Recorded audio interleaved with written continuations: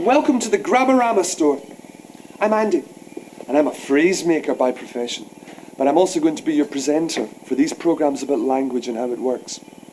Here at the Grammarama store, we've got loads of the most up-to-date equipment for analysing the English language. This is my trusty Compugram, for instance. Anything you want to know about language, just ask the Compugram. Of course, most people don't bother thinking about language much. They're too busy using it. But it's important stuff, you know. You can get very far without it. In fact, language is one of the biggest differences between human beings and animals, and one of the main reasons humans have been so successful. In the beginning, people just made noises to express their feelings. But these sorts of noises aren't proper words, really more like animal sounds. At some point, human beings invented words. Words were a much better way of communicating.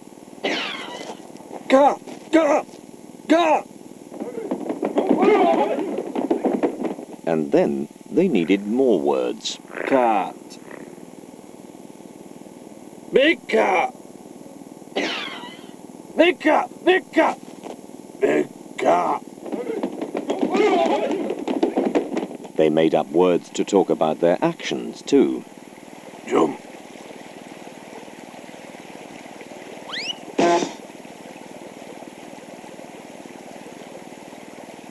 Jump. Jump. Jump. Language probably stayed at this sort of level for hundreds of thousands of years. Then, one day, there was a great leap forward. Big cat.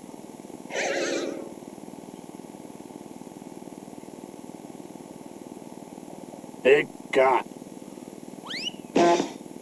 Jump. Some clever cave person must have put words together and made a very simple sentence. Big cat. Jump.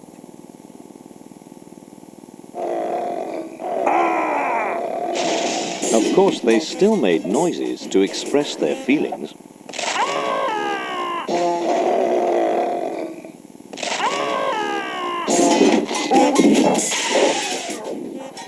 I don't suppose anyone will ever know for sure exactly how language first developed. Talking gives you a chance to experiment and practice putting words together to communicate exactly what you mean. By the time you reach your teens, you've learnt an amazing amount about language. You know thousands of words, about 20,000 in fact. But if we just learned the words, we might end up talking like this.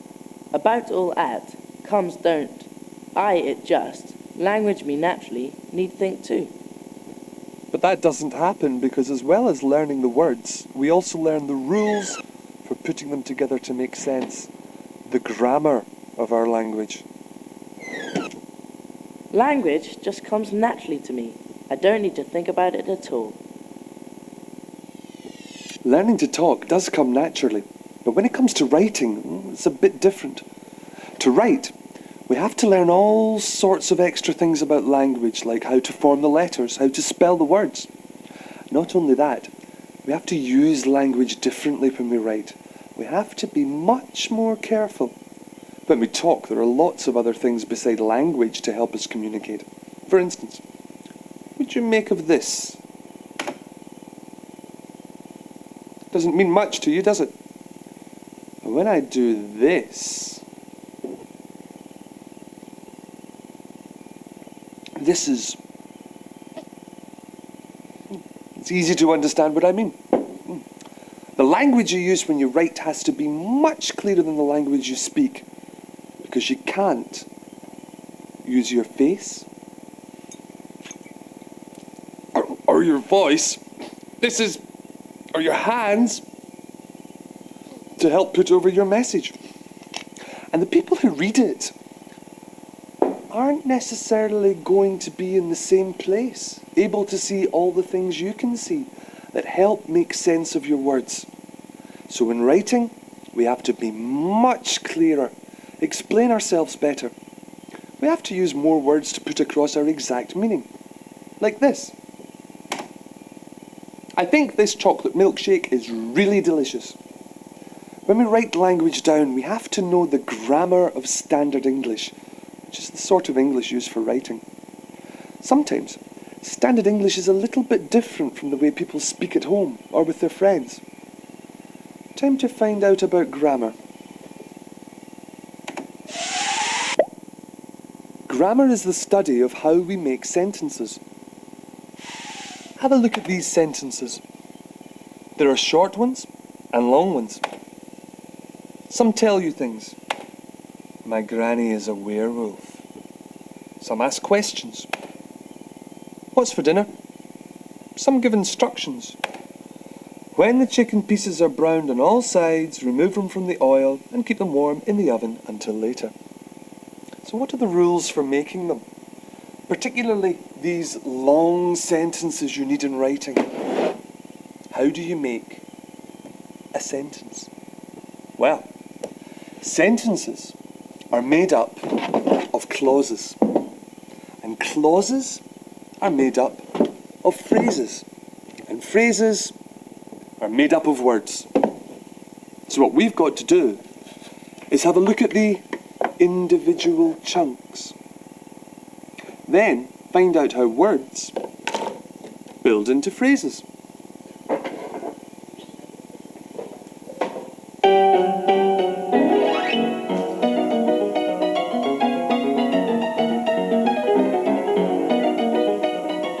And how phrases build into clauses.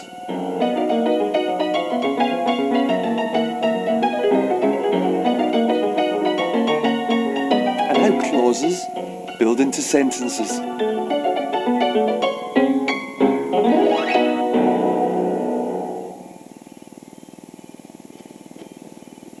Simple. Check this hunky, dunky, funky, chunky sentence, man. If you know some grammatical words, you can talk about language, which can make you more aware of the way it works. Break it up and then we'll see what the building blocks can be. Clauses!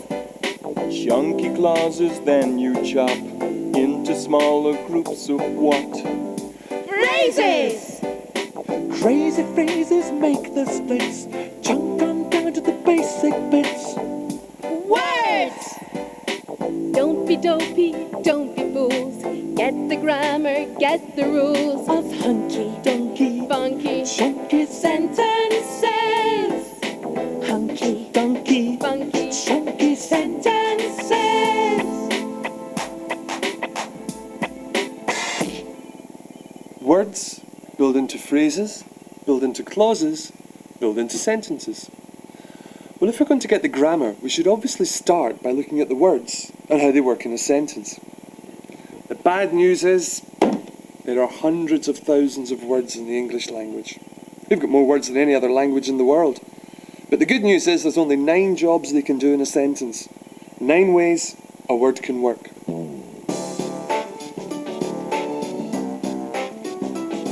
Whenever you find a word, you'll find a word at work. Whenever you find a word, you'll find a word at work.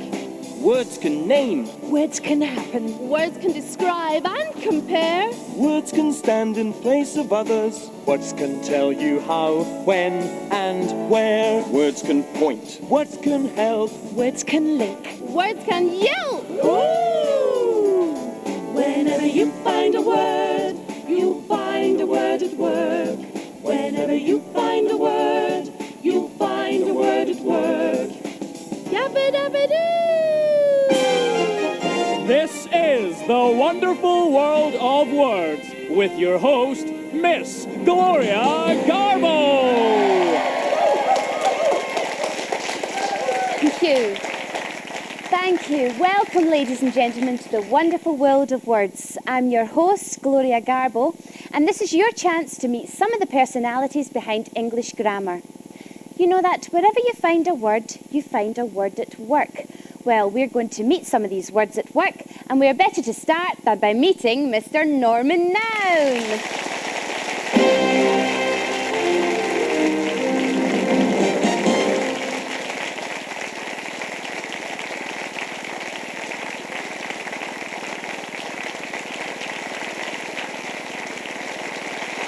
Well, Norman, tell us what your line of work is. I'm a labeller. I label things. Allow me to demonstrate, if I may use your screen.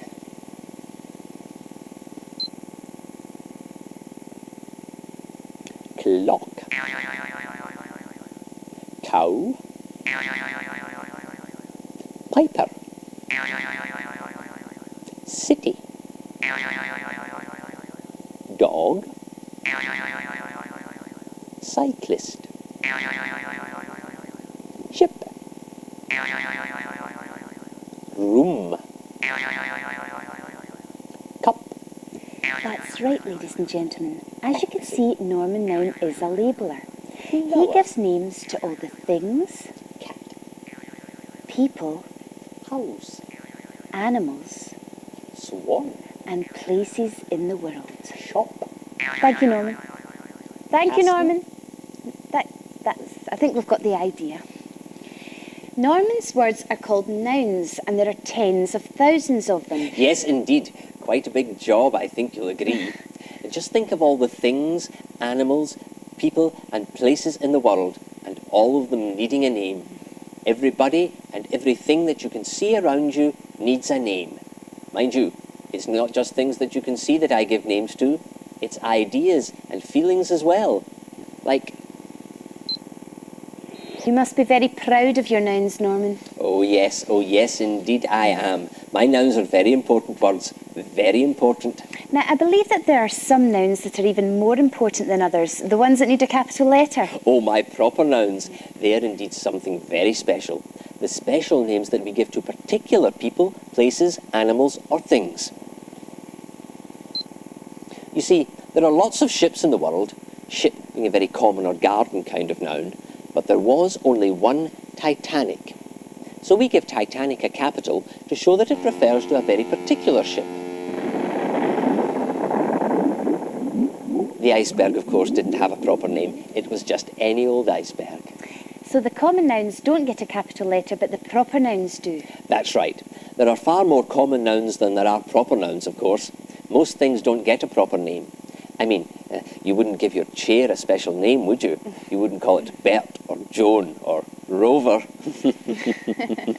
It's just a common or garden chair. But all people have proper nouns for their special names. As you can see, I'm wearing mine. And here's one for you, Gloria. Oh, thank you. My very own proper noun. And of course, places have special names, so they need proper nouns too, like Edinburgh. And instead of just countries, we can have their proper names. Scotland, England, and Wales. You know, so that people can find the particular countries that they want.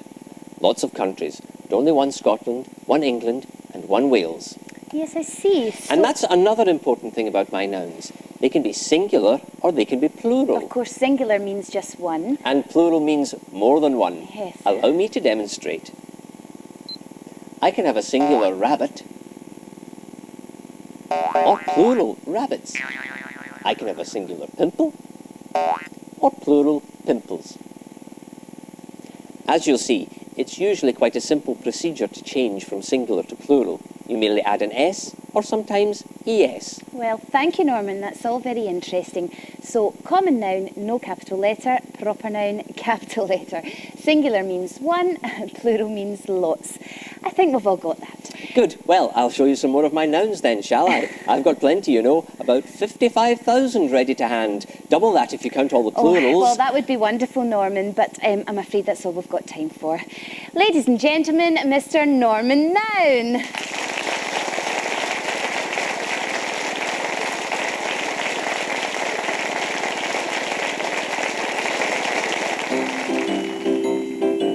Every person, place or thing needs a name, so we sing. Names mean nouns. Names mean nouns.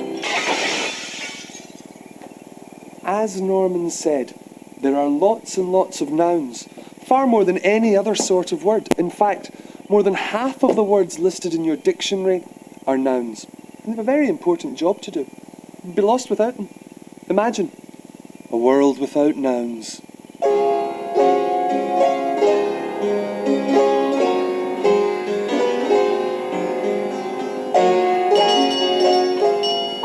thingy. Thingy. And what can I do for you, this fine thingy? Oh, just a thingy. I've got a thingy here somewhere. Let's see. 6 thingies, please. What sort of thingies would that be? Small, roundish thingies. Farm fresh thingies for the bop, bop, bop. That's the ones. And some thingies.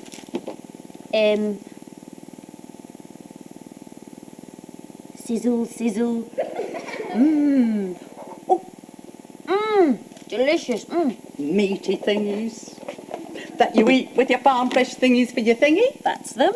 How much? Oh, about a thingy. And some thingy.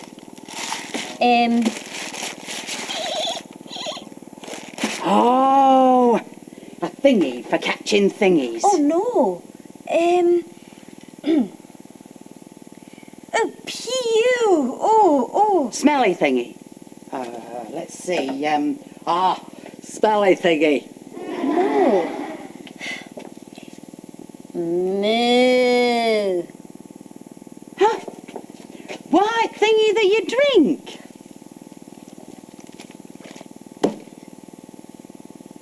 Yellow thingy? Yeah. That you spread on your thingy? No.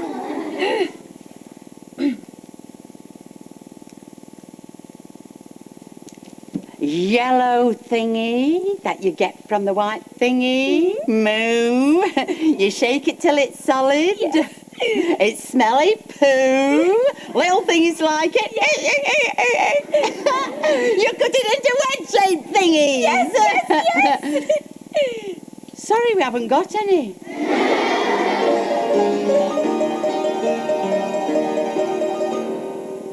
You see, as Norman said, nouns are important words. They were probably one of the earliest types of word invented when human beings first started using language all those thousands of years ago. But that's not to say that other sorts of words aren't important too. The point about grammar is that words work together to make sentences that make sense. You can meet more words at work next week. Bye. Words can name. Words can happen. Words can describe and compare. Words can stand in place of others. Words can tell you how, when, and where. Words can point. Words can help. Words can link. Words can yell. Ooh! Whenever you find a word, you find a word at work. Whenever you find